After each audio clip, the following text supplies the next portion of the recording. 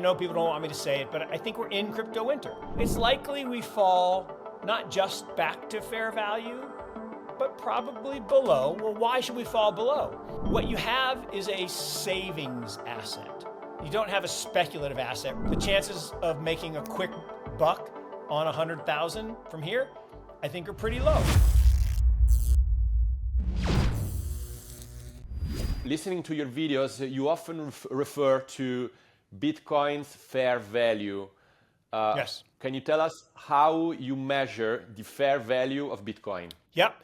So, the nice thing about Bitcoin is it's a network, right? It's physically, literally and physically a network. It's a network of nodes that secure a blockchain that enables Bitcoin to be a better form of money going forward. And therefore we can measure all the elements of a network just like any network. And I have a buddy in the industry, Tim Peterson, who runs a firm called N Squared Crypto, and he's N Squared Value on Twitter. And he's been tracking this model, this Metcalfe's Law model, for years. And based on that calculation, he comes up with a fair value of the Bitcoin network, the Bitcoin blockchain network, at around $91,000 or $92,000 today. And what's interesting is if you look at history, in 2017, that value was 10,000. Now, if you remember, we went from 10,000 in November to 20,000 in December. So we got 2 times fair value. And then we had a big correction and we fell well below fair value until the next bull market started. Then in 2021, fair value had gone up to about 33K. But we went all the way up to 69K in November of 21. And then we had a big correction. So here we are in 2025, same 4-year cycle, fair value at 91. We only got up to 125, 126. We didn't get a full 100% higher. We never hit that 170, 180 that people were calling for. And so I will argue that the correction will be more muted because of that, because it's likely we fall not just back to fair value, but probably below. Well, why should we fall below? Well, corrections occur when people who bought for, we'll say, less than ideal reasons. Like if you think about the cycle of any investment, when the price is below the fair value, right? And if that's a stock, it's the discounted stream of future cash flows. If that were a bond, it would be the certainty you have with the payment of interest. Whatever it is, if the price is equal to fair value, you're probably agnostic as to whether to buy it or not. If the price is below fair value, investors will buy to try to close that gap. Well, as the price starts to move, traders are drawn to it. Because traders don't really care about fair value. They just want movement. They want to go long or they want to go short, and they trade. Well, as the price starts to get above fair value, hedgers emerge. Well, what's a hedger? A hedger is someone who owns a commodity, whether it be oil or gold or Bitcoin. Bitcoin's classified as a commodity, that produce it. And they now say, well, wait a minute, if the fair value is here and I can sell it at a price above fair value, well, I know I'm going to produce it tomorrow, so I'll just sell it in the futures market. And if you can sell an asset in the futures market, you need someone to take the opposite side. Those are called speculators. So speculators are taking the opposite side of a hedger. Well, then that increases the price. Now, when the price starts to really get higher above fair value, now the gamblers come in. And the gamblers not only buy the asset because it's moving, but they use leverage. And leverage is not evil in and of itself, but it's the amount of leverage relative to the volatility of an asset. So what happens is as those gamblers push the price to too high a level, it snaps, they get liquidated, the price starts to fall. And as the price starts to head towards fair value, the traders get nervous, so they sell, and the price gets down. the hedgers can't sell because now the price is below fair value. So they'll just hold it until the price goes back up. And then the long-term investors wait until the price gets down here and they start buying again. So you get this natural cycle. There are like two camps of people right now trying to evaluate where we are in this cycle. Yeah. Some people are saying that we already reached the top of the current bull market for Bitcoin and crypto, and that we are almost ready to get into the next crypto winter. And so these people think that the 4-year cycle is still in place, while there is another cohort of people that is saying that no, the Bitcoin cycle, 4-year cycle is not valid anymore. We can have a prolonged cycle into 2026. So I wanted to know which camp do you fall in, or maybe you have a different theory. Now look, I have empathy for the logic of the 4-year cycle being less relevant because we had a step function change in demand. Because at the end of the day, price is determined by buyers and sellers. And if there's, a lack of buyers, then the price needs to come down to meet that demand. If there's a surfeit of buyers, then the price needs to rise to meet the increased demand. So there is some logic to say, well, we have all this new money going into Bitcoin through the ETFs and institutional adoption. But there's one flaw-ish in that logic, which is, remember, every transaction, there's a buyer and a seller. So for there to be excess demand, you would have to have, fewer sellers for price to rise. Meaning, the hedgers aren't producing as much. That's what the halving does, right? The halving intentionally deflates the number of block rewards. And so if I'm a hedger and I own a mining rig and now I only get 2 block rewards instead of 4, my costs are the same. I need the price to rise, so I'm less likely to sell until the price rises, which is part of the genius of the halving in my mind.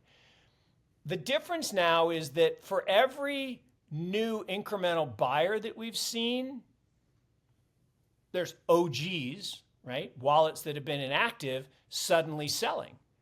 And we're like, oh, that's so terrible. No, it's not.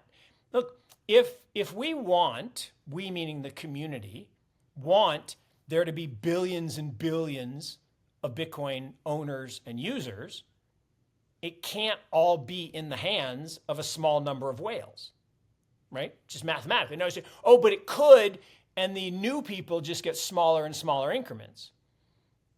Sure. I mean, we can divide into 100 million Satoshis per Bitcoin. That's fine. But there are people who have very, very low cost basis who at some price will say, you know what? Yeah, I'll distribute a little bit. And that's what I will argue that looks like to me. There are 2 types of markets. There's an accumulative market where there tends to be more new buyers than sellers. And that makes this accumulation pattern is you can be in an accumulation phase. There's also a distribution phase. And distributive markets have a downward cycle to them. And the basic difference is bull markets and bear markets. Bull markets are accumulative. Bear markets are distributive. Raoul and others would say, well, that's because you're wrong. Not me, Mark, but people like me who believe in the 4-year cycle. You're wrong because it was never the halving cycle. I can make a pretty cogent argument why I think it is, but they'll say, no, it was always the liquidity cycle. that doesn't really hold water because the liquidity cycle's 7-ish years, not 4. And the 4-year cycle's been pretty observable for a while.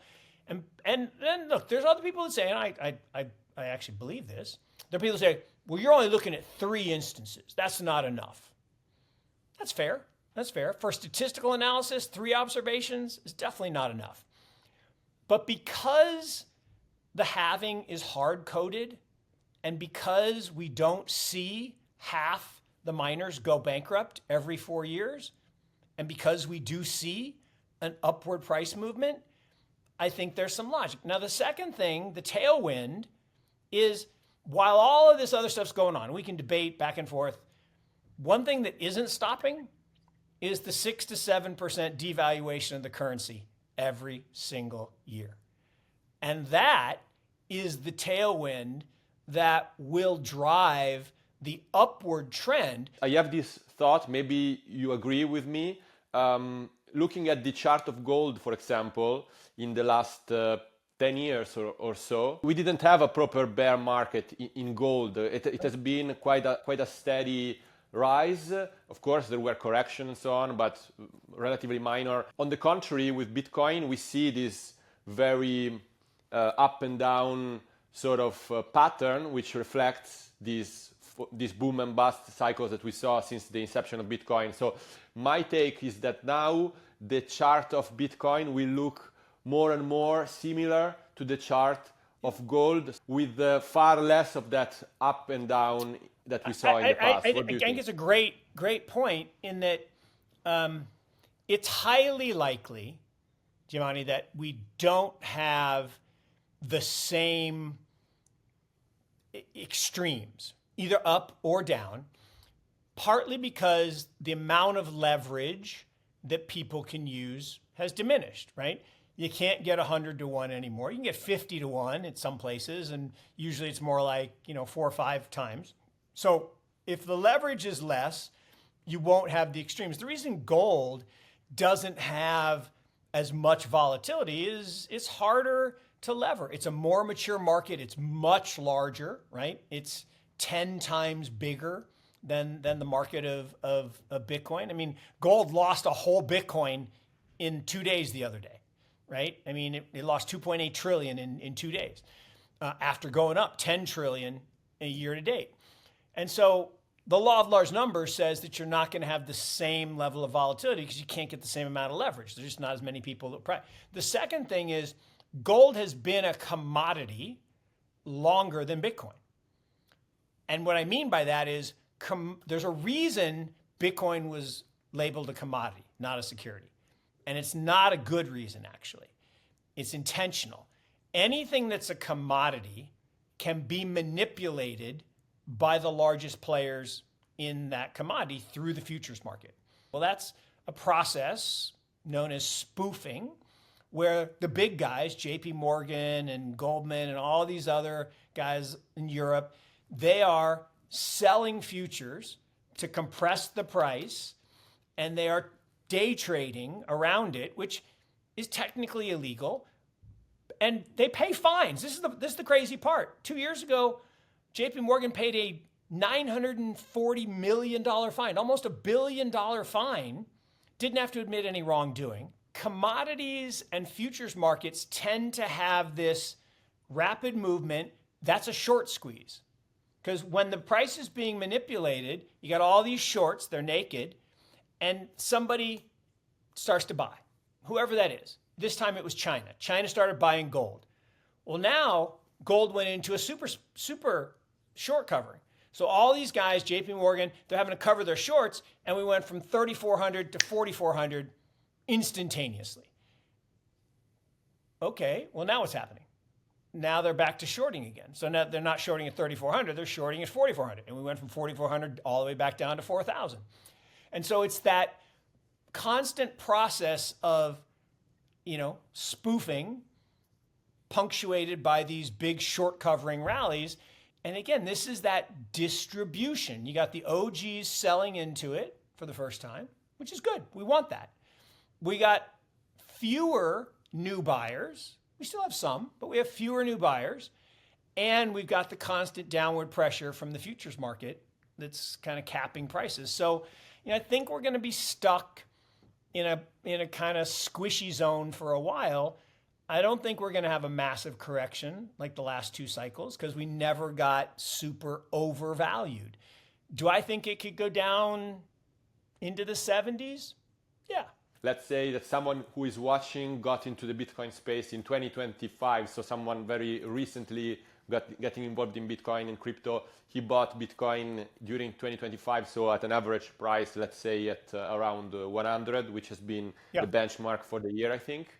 And now he's watching and he's worried about whether he has to prepare for a long and severe crypto winter as the ones we experienced in the past. I would say that the takeaway is that it's more unlikely than likely. I think we're in crypto winter. I do.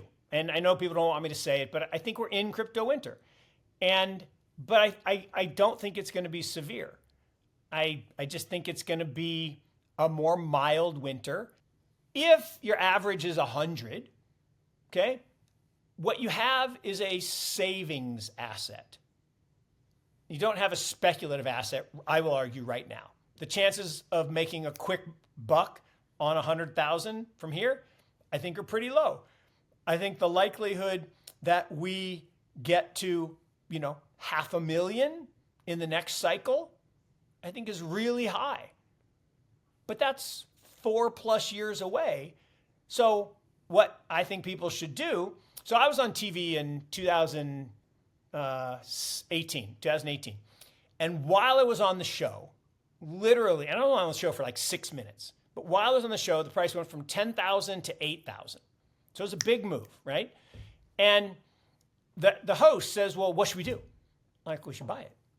She says, well, you would always say that. I'm like, yeah, I would. Buy it today, buy it tomorrow, buy it next week, buy it next month. Don't buy it all at once. Figure out how much of your portfolio you want to own. Buy some today, buy some next week, some next month, the month after, and keep accumulating your savings bucket, right? Don't put the money that you need to pay the bills into a volatile asset. Stocks, bonds, anything. I mean, that you need that to be in money that you can spend. But if you want to save your value and protect it from the ravages of inflation, you should be shifting as much of your savings bucket out of fiat into Bitcoin. But you shouldn't do it all at once. You should do it over time. I was watching our first interview. It was recorded in October 2021. So that was the peak of the previous cycle. You were talking about Web3 in general. Yes, Web3, so everything that has to do with the decentralized internet, essentially. Yeah. So this big promise that crypto is overall, right? Yeah. That the big picture is that these technologies will at one point replace the incumbents, and the incumbents are sort of fighting back in order to preserve their power. You were saying that Web3 was still very early in this phase. It was very early in this process. So what do you think, where are we now compared to back then? Yeah, no, it's a great question. So in 2021, when we talked, we were in phase 2 of the 4 phases of innovation. So in the first phase of innovation, the incumbents ignore you. So from kind of 2009 to 2015, they ignored it, right? Bunch of nerds and geeks playing with their magic internet money, whatever. Then phase 2, kind of from 2016 to 21, you have the then they laugh at you phase. And they mock you. And stupid idiots playing with your magic internet money. But starting in 22, and I'll argue from 22 to kind of 27-ish, is the then they fight you phase. That's where the incumbents fight back, right? They try to erect barriers. They try to change regulatory rules. They try to, you had the whole, Operation Choke Point. I mean, you had all that stuff. And people say, well, that's over. I'm like, it's not over. I mean, Trump was going to give us a strategic Bitcoin reserve, right? Nope, we haven't seen that. Why? Well, because there's still people in DC, Elizabeth Warren and others, that don't want that to happen. So they're still, and she's funded by Bank of America, JP Morgan, all. Look, the financial services industry skims $7 trillion a year from all of us globally. 7 trillion with a T every single year to establish trust so that we can exchange value between ourselves. You know, you put your money in the bank, it's the bank's money. You put your money in a brokerage firm, it's the brokerage firm's money. It's not yours. You can borrow against it and you can use it if you get permission, but they keep the trust. Well, now we have this technology that does away with the need for trust because we have truth. The network is truth. So they don't want to give up that $7 trillion of revenue, and so they're going to fight. And, you know, but we're a ways into the fight. And, you know, the last phase is, well, then you win. And so it is inevitable that we will win. It's inevitable that everybody will utilize blockchains to exchange value. It's inevitable that Bitcoin will be the native currency of Web3. It's inevitable, right, that this will happen, but not tomorrow. And so the fight, it might even get worse, right? I can see a world where they are trying to push their CBDCs, which are horrible, evil things, and they try to make it illegal for you to self-custody Bitcoin. They make it illegal for you not to own Bitcoin except in a government-sponsored entity like JP Morgan. I don't have any inside information here, but I'm telling you, the fight isn't over. It doesn't mean that they're going to win. They're just going to keep fighting. But I ask people all the time, name a technology that came along in history that was better than the previous technology that suddenly got stuffed away forever. The incumbents will always fight, but at the end of the day, better technology wins. So there's still time before we win completely. And whether it's one more cycle or two more cycles, I don't really know. But my guess is it's, you know, it's within a decade. Mark, that was a great conversation as always. Thanks a lot for joining the show as always. Yeah, great to see you. Be well, and I'll talk to you soon.